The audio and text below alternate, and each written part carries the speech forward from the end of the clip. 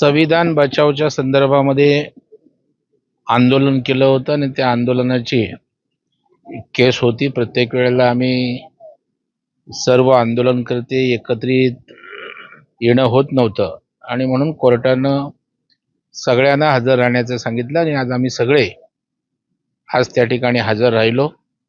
आम्हाला त्या ठिकाणी जामीनही झाला आणि अंतिम त्या ठिकाणी केस निकालासाठी आहे. सध्या बघितलं तर तुमच्याकडे म्हाडाचं पद आहे, मात्र कोकणात बघितलं तर म्हाडाचे अनेक प्रकल्प आहेत. ते बघितलं तर आता वेंगुर्ल्याचं अद्यापपर्यंत उद्घाटन झालेलं नाही. ते बघितलं तर बुकिंगही मोठ्या प्रमाणात नाही. खरं म्हणजे कोकणामध्ये प्रचंड अशा प्रकारच्या म्हाडाची घरं उभी करण्याला स्कोप आहे. वेगवेगळ्या प्रकारचे टुरिस्ट सेंटर्स आहेत, त्या सुद्धा ठिकाणी जवळ आपल्याला अशी घरं उभी करता येतील.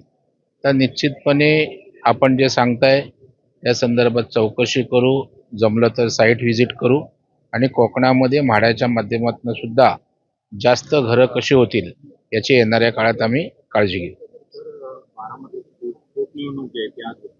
याच पार्श्वभूमीवर रोहित पवारांनी असं म्हटलेलं की 2029च्या निवडणुकीत पवार विरुद्ध पवार संघर्ष होऊ नये असं लोकांचं मत आहे. नाही, लोकांचं नाही, त्यांचं काय मत आहे ते त्यांनी सांगितलं.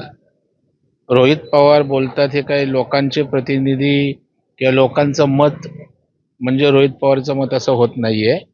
परंतु हा शेवटी त्यांचा पवार कुटुंबियांचा प्रश्न आहे.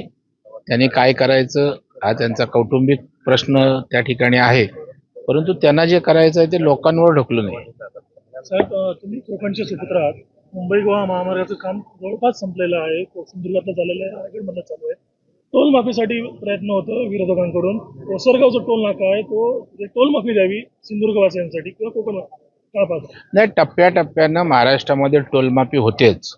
प्रमुख जी मुंबई शहर असेल किंवा महत्त्वाचं टोल ज्या ठिकाणचे होते ते बंद झालेले आहेत आणि त्यामुळं सगळे आर्थिक स्थिती पाहता टप्प्याटप्प्यानं होणाऱ्या प्रक्रियेमध्ये अशा प्रकारची आपल्याला मागणी करता येईल. सध्या ओसरगावचा टोल नाका आहे, त्या संदर्भात विविध प्रक्रिया जिथे राबवण्यात आलेली आहे.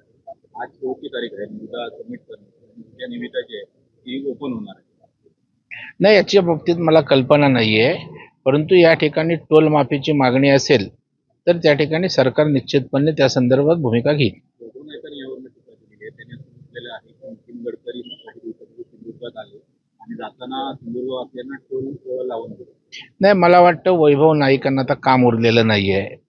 त्याने जर टीका केल्या नाहीत तर वैभव नाईक त्या ठिकाणी त्यांचं अस्तित्व आहे काय अशा प्रकारचा प्रश्न निर्माण होईल.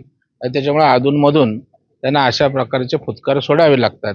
आता गडकरी साहेबांनी तर त्या ठिकाणी आश्वासन देऊन गेलेत की तारीख देऊन गेलेत की राहिलेला पण गोवा महामार्ग पूर्ण होईल. त्याच्यामुळं गडकरी साहेब काम करणारा नेता आहे. आता त्याच्यावर वैभव नाईकांनी टीका करणं ठीक आहे, ते विरोधी पक्षाचे आहेत, विरोधी पक्ष तर टीकेसाठीच असतो.